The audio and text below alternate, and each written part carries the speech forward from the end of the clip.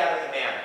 That's right. Right? They got a double portion of manna on Friday, or on the 6th day. The Right? lighting of the candles happens 18 minutes before Well, Shabbat. we're not there yet. Okay. So the rabbis have to answer, right, what does this work mean? Because it can't just be no work. So they take from one of the times where we say don't work on Shabbat. Right afterwards, the instructions are given for the building of the Mishkan, for the building of the tabernacle, that portable ark that that the Israelites followed through their time in the wilderness.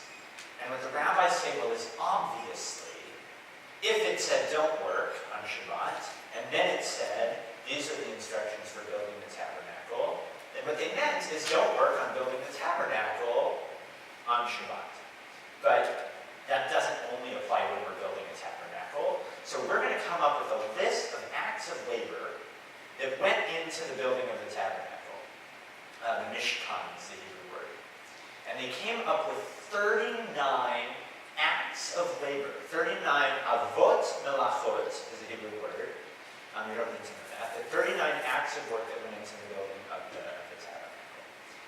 And made a list, and they said, this is what is prohibited. Now, I'm not going to spend a lot of time on this. This could be a 3-week or year-long course on its own. But even those 39 acts of labor are expanded. The principle, are we okay if I go a few minutes over tonight? Okay.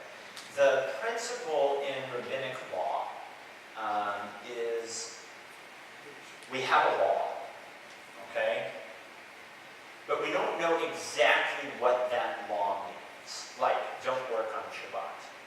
So what the rabbis will do is what's called building a fence around the law in order to ensure that we don't break the law that's given. The example I always give, because I think it's the easiest example, is don't boil a kid in its mother's milk.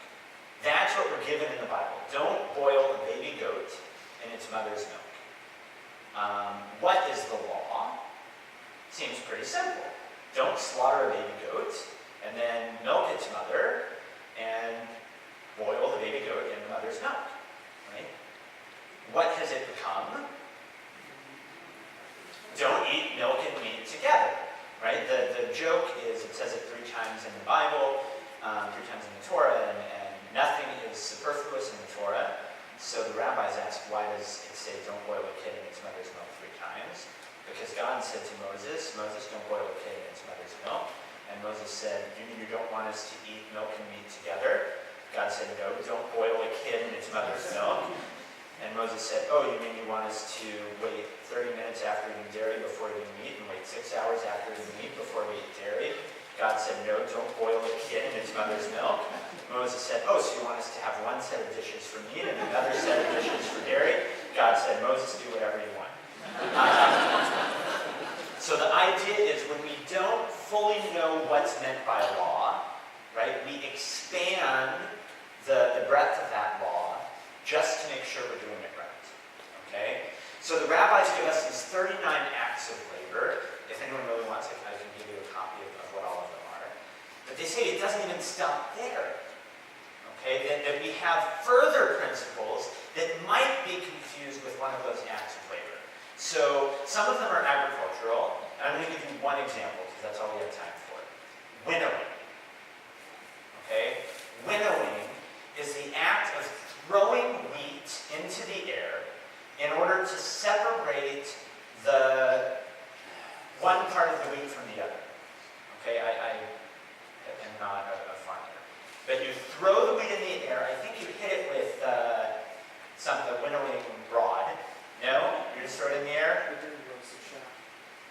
The wind blows the shaft. Okay, so you throw it in the air and the wind blows the shaft away from the... Right. Yeah. Okay? So that's forbidden on Shabbat. How many of you winnow on a regular basis? Right? But anything that resembles winnowing is also forbidden. So, and this is my favorite, you are not allowed to take your tablecloth out onto the balcony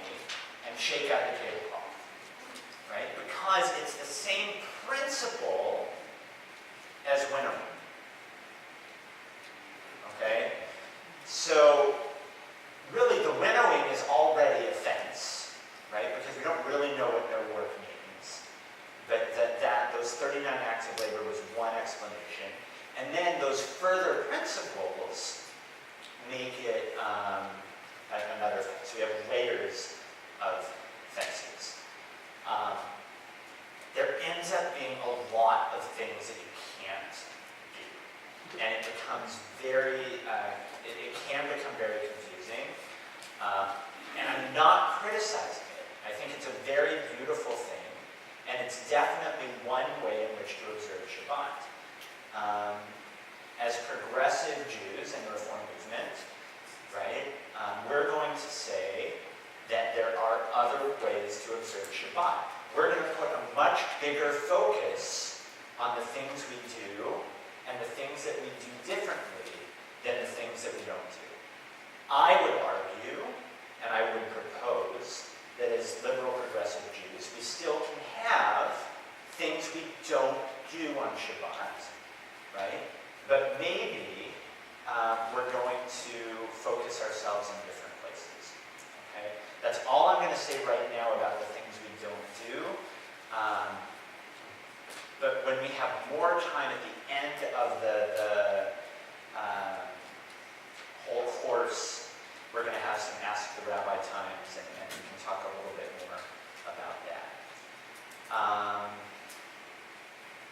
Now,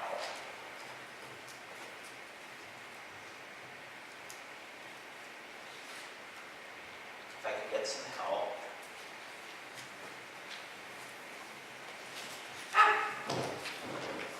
Squealing does not sound good in this microphone.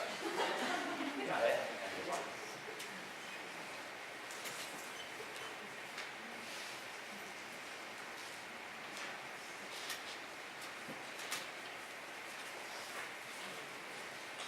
With Rabbi Bernholtz, we started talking about the worship service.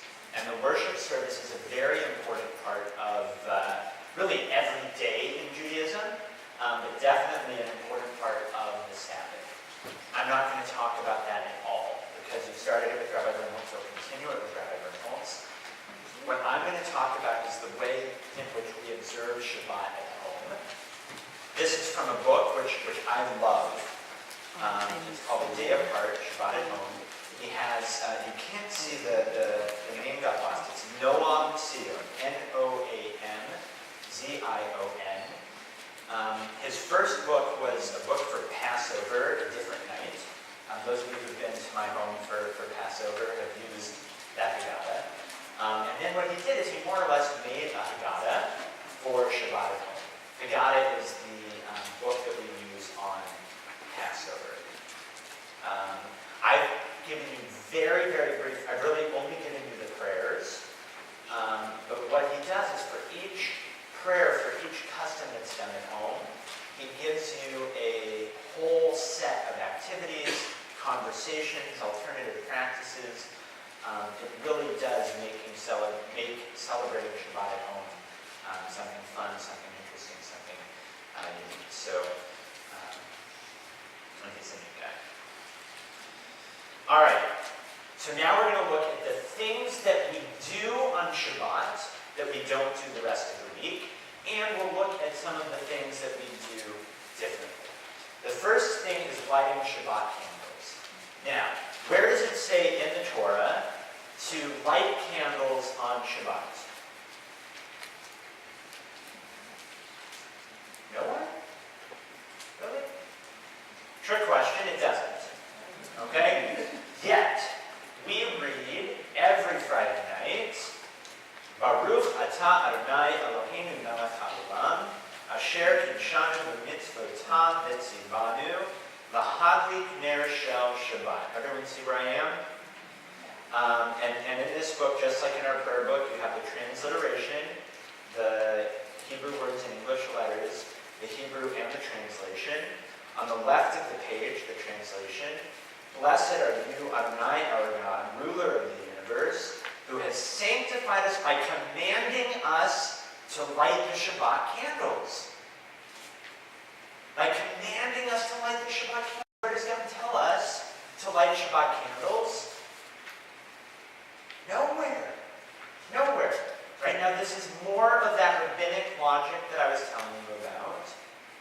It doesn't bother me. But if we think about it, what do we know is commanded? No fire. Right? So what does that mean is going to happen as the night progresses? It's going to get dark. Right? So it's as if God commands us to light fire before Shabbat begins. Okay? Now this will be an argument early on in Jewish history, and there will be sects, S-E-C-T-S, that will say, no fire means no fire. So the Karaites, who view themselves as a biblical people, right, and there are still Karaitic groups today, Karaites do not light Shabbat candles and will sit in the dark on Friday night until the sun comes up on Saturday. Okay? But for rabbinic Jews, which is what most of us are, right, Jews living in the rabbinic tradition, and that's why Reform Judaism, we may have problems with some defenses. Okay? We may have problems with some biblical laws, but we don't say that we have a problem with the Talmud. We don't say that we have a problem with the rabbis, because what Judaism is today comes from that tradition. If I haven't said that enough, you're going to get it pretty soon. Okay? So we have no problem saying that we're commanded to light Shabbat candles. This is a tradition that our people have been doing for thousands of years. The rabbis didn't make things up. The rabbis gave us what people were doing, how our tradition was being celebrated. Okay? So the very first thing we do is light our Shabbat candles. We'll turn the page. Now, does that mean that a Jew who will turn on the lights, who will light fire on Shabbat, shouldn't light Shabbat candles? Not at all. Not at all. Because the tradition, the ritual, right, is one of the things that's kept us alive for so many years. So, in giving you some of these tools, right, this really, when I asked, what does someone who keeps Shabbat do? And the fact that you answered lighting candles at Shabbat dinner, I think is a beautiful thing. Okay? Shalom Aleichem is it medieval? It's probably elsewhere in the book. Shalom Aleichem is a song sung, it's not law to sing the song. It talks about the angels joining us. The idea is that we have this extra holiness with us on Shabbat. But we can turn the page. Birkat Banim, blessing our children and one another. There's also a blessing on the next page that is a blessing said by a husband for his wife. In the progressive movements, we've changed that a little bit, and some will have a blessing that a wife can say for her husband. I didn't give you, it's from Proverbs 31. It's called A Woman of Valor. There are edited versions. It can be kind of offensive now because it's gender stereotypes.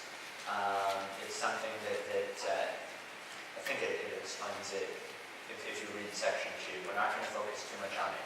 What we are going to talk about is things we do differently than the rest of the week. Right? By blessing our children, by blessing our spouses, right? These are people who we're with every single day of the week.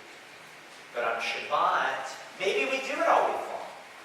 But on Shabbat, we make a conscious effort to tell the people around us how special they are and how much we love them. Okay? And that's what's important to get out of the Birkat Banim, the blessing of the children, and Eshet Chayil, the blessing for